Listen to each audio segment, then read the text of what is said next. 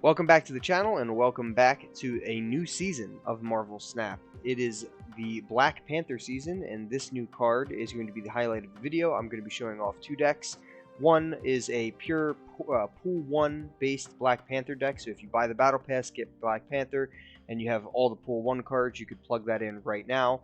The second deck is involving some Pool 2 cards. I'm calling it the Pool 2 Black Panther deck, and I haven't really have enough cards in Pool 3 yet for me to make a deck that's Pool 3 specific or using anything that really stands out. So I'm going to stick with those two. I'm just going to go through the decks, talk about their general strategies for you, so you can dive right in this new season and get playing with this new card. But first, let's look at the new card. It is Black Panther. He has a 5 energy cost, 4 attack unit. So that's obviously weak on the surface here. We're looking at this and saying, okay, well, there's got to be something else going on. But on reveal, double this card's power. So essentially, it will be minimally, unless it gets decreased attack in your hand, like from Scorpion or so. It'll be a 5 energy, 8 power unit, which is pretty solid. But there's a lot of ways to make that go up, which is where the fun starts with Black Panther. So anything that can boost his power could double it on reveal and get you a lot of power on one location. So I'm going to go through this first Pool 1 deck of where the idea came from for the deck and how I think you should play the deck. So this is kind of just plugging Black Panther into an on reveal style deck. So again, this is using only Pool 1 cards and the base collection cards. So as our 1-drops, we have Elektra, who on reveal will destroy a random enemy 1-cost card. We have Hawkeye, who on reveal, if you play a card here next turn, +2 power. And we have Cork, who on reveal shuffles a rock into your opponent's deck. So you'll have all these cards if you're in through Pool 1. Now, they don't really synergize at all with Black Panther. They are just solid 1-drops for Pool 1. Hawkeye being a 3 attack, Korg kind of slowing their deck down a little bit, and Elektra getting rid of some pesky, annoying 1-drops on the opponent's board, which is good. We do, however, have a little bit of synergy here with Forge. So Forge on reveal, give the next card you play +2 power. He synergizes really well with Black Panther because if you give him +2 power, he'll be at 6. On reveal, he'll get pushed to 12 power. So that's 5 energy for 12, which is huge. But Forge, you don't want to just have one target. He also synergizes really well with Mr. Sinister, who will play a copy of himself. So if you buff Mr. Sinister, he will be a 2 energy for, or he's already a 2 energy for 4 power with 2 different copies of himself. But you buff Mr. Sinister, he would be 2 energy for 8 power with Forge, which is huge. Then we're just using a nice tech card to Scarlet Witch. Being able to replace a location with a new one is always good, especially if you have like some power decreasing locations that could affect your Black Panther. And then we kind of go into some of the staples of the reveal deck. On reveal deck here, we have Ironheart, who on reveal gives other friendly cards +2 power.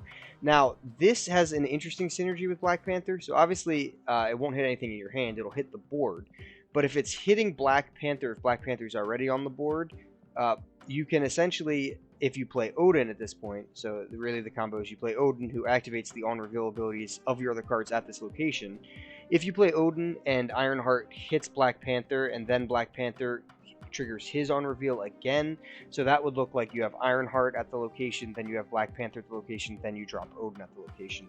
That can get Black Panther to some crazy power levels, but even just playing Odin on top of a regular Black Panther who got no additional power increase, so he's a 5 energy 4, he'll go to 8, he'll trigger that again, he'll be at 8, he'll go up to 16. That's a really good way to win that location. So I think it's, Odin and obviously I'm going to go through the rest of these cards, but who I just removed, White Tiger, is a known combo that's just really good. It's essentially White Tiger who is revealing on reveal adding a 7 power Tiger Spirit elsewhere.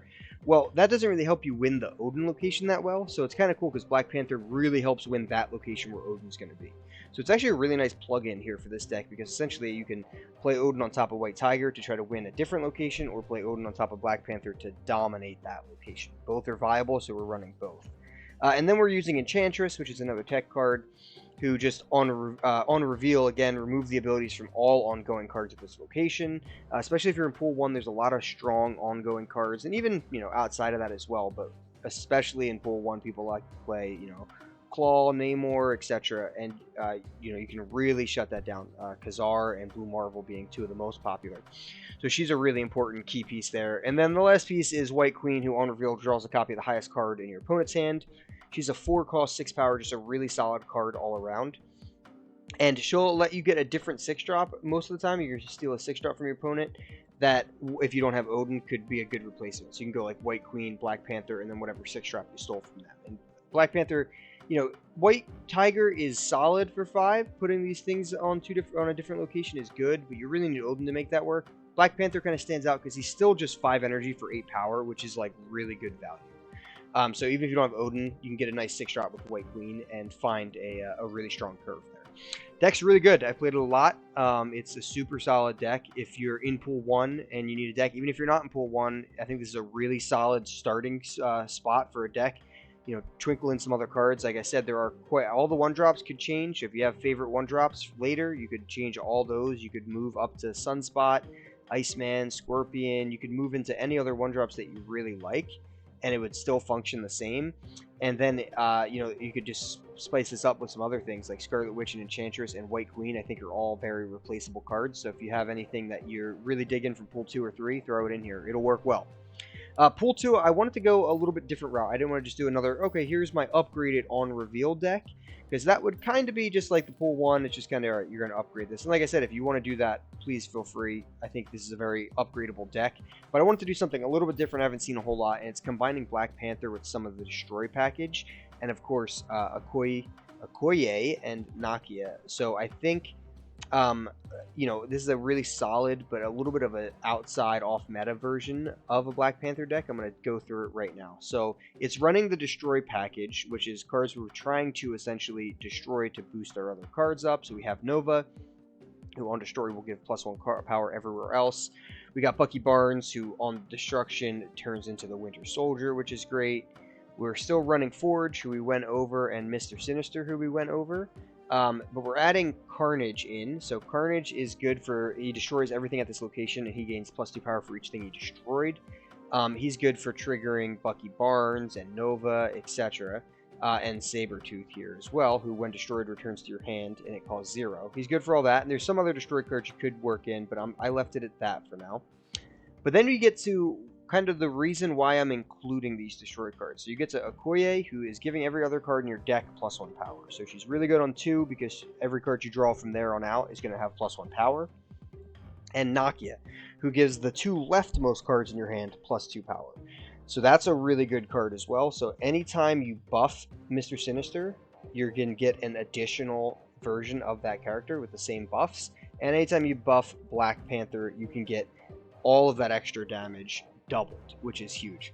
So you can do so with Forge, +2 power. You could do so with Okoye, getting +1 in the deck. You could do some with Nakia, getting +2 if you have Black Panther to the left. And all of that makes Black Panther a really big deal. He becomes very hard to deal with. If he gets even 1 or 2 of these, he can become a 12. He can get to a 14. With Okoye, he can get really high up for 5 energy, which is really strong.